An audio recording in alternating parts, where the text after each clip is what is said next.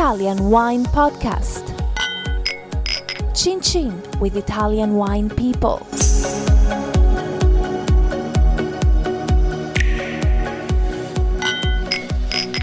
This podcast is brought to you by Native Grape Odyssey.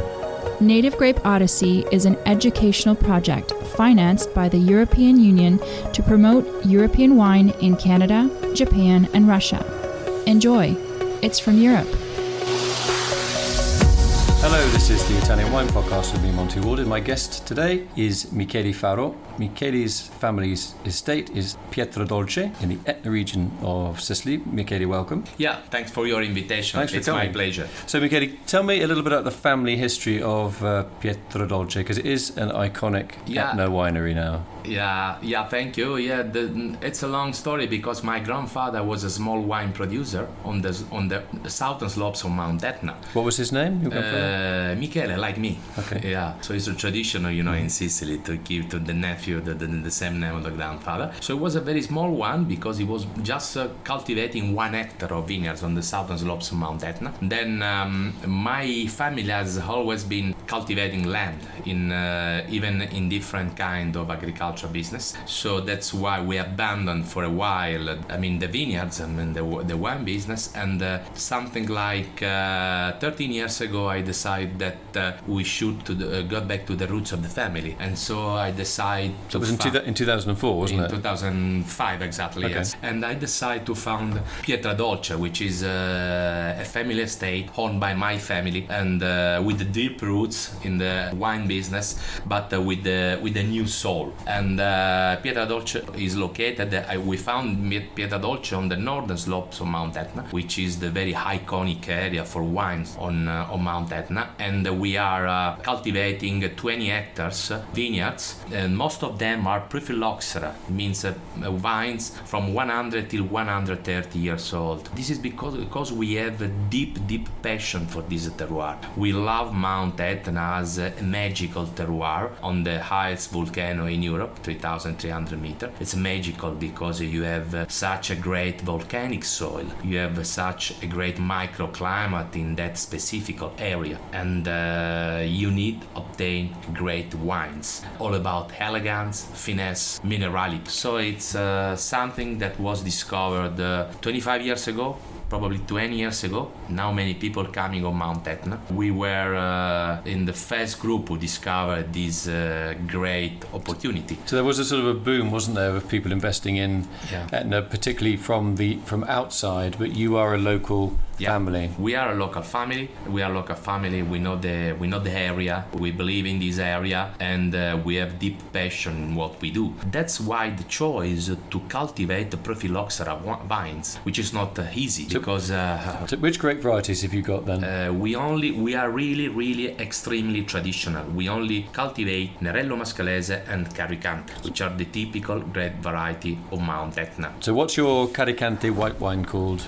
We produce an entry level, an Etna Bianco, and we produce 2 cru. Let's say Archineri Etna Bianco, which is one of our cru, 130 years old vines, and this is the only wine that we produce on the eastern slopes of Mount Etna, in the terroir of Milo, which is a small village typically known for Etna Bianco, for white wine. And from the same vineyards we do a parcel selection of vines, so we choose the best wines, and we produce since last year, this is the second vintage released in the market. The 2016 will be released this year, and we produce a Sant'Andrea, which is what I call a Grand Cru, so is a parcel selection of the best vines, which is vinified in a 2,000 liter oak tank with the long skin contact. So that's Carricante again? Yeah, again. So you have for the white wine, you have the Archineri Carricante. Yes. Then you have the Sant'Andrea, which is a parcel selection. Which is a parcel selection with the long skin contact, and Etna Bianco, which is at our entry level.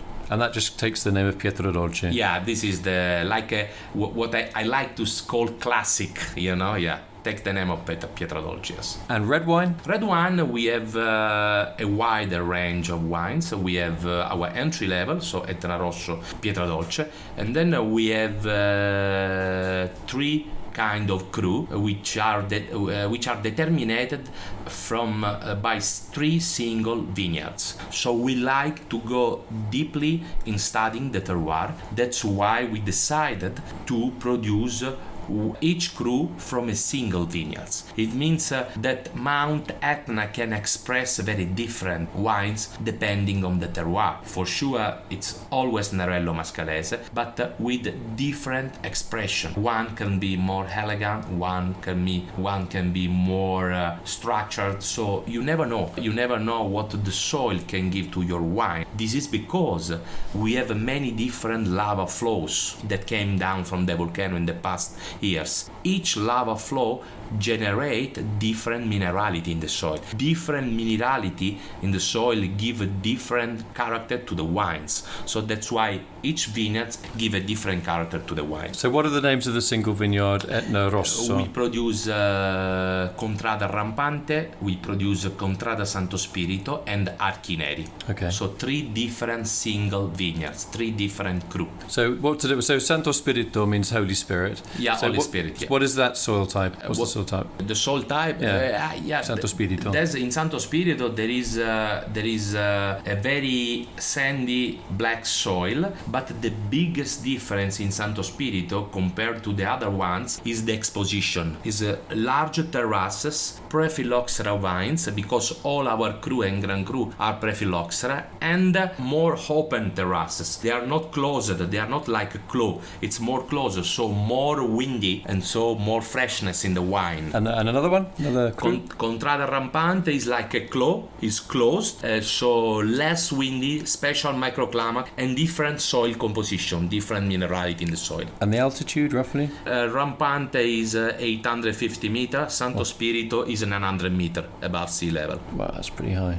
Yeah, we have a special condition because we are in Sicily, which is extreme south of Italy. So people who doesn't know Mount Etna can think, well, wow, this is south, so it's body wines, jammy wine, structure wine. This is not like this because we are on a mountain. So we have a positive connection of different things. It means we have character, structure of Sicilian wine, but in altitude. It means elegance, it means finesse. So can you give us some food recommendations? Let's start with the Archineri White, for example. Yeah, Archineri White, it's ideal with our typical seafood salad. I have a friend who's preparing a small trattoria, a great seafood salad. This is the best pairing. So what does he put in the seafood salad then? How does he do that?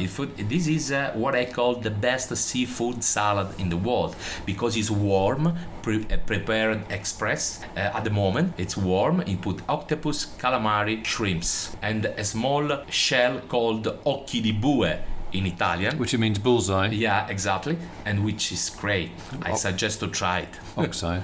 Okay, and what about a good pairing for an Etna Rosso? Etna Rosso, our Etna Rosso is for sure a wine that you can really easily pair with an easy grill meat steak, but why not with a soft grilled tuna steak? Because Etna Rosso and Nerello Mascalese is not a body variety. It's light, it's elegant. So with 1 or 2 degrees less in temperature, you can also pair this wine, especially the entry level, with a nice tuna fish steak. Brilliant. Your eyes have lit up. Did you have lunch today? Yeah, that's small lunch. Yeah, I note the word small. I will have a dinner. Because Michele's eyes lit up when I asked him about food.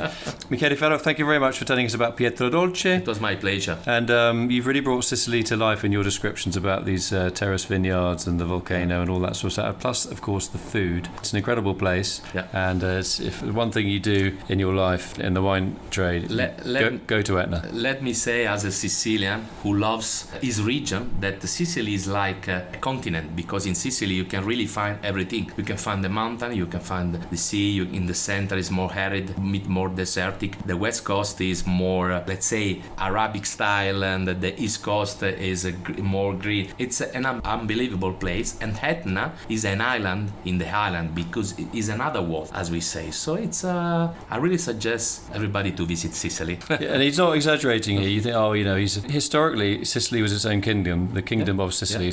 Yeah. When people say, Sicilians are always saying about how great Sicily is. Do remember that it was their own country effectively. So, and as he says, that it's got the variety of terroir there is incredible. And it's a land that is improving more and more year by year. So many people coming, visiting Sicily. It's really something special. Yeah, let's hope it doesn't get overrun. Anyway, thank you very much, Michele Faro, for coming in and telling us about Pietradolce and pleasure. Sicily, and I wish you and your family every success. Okay, thank you. Thank you very much. Thank you. This podcast has been brought to you by Native Grape Odyssey, discovering the true essence of high-quality wine from Europe. Find out more on nativegrapeodyssey.eu. Enjoy. It's from Europe.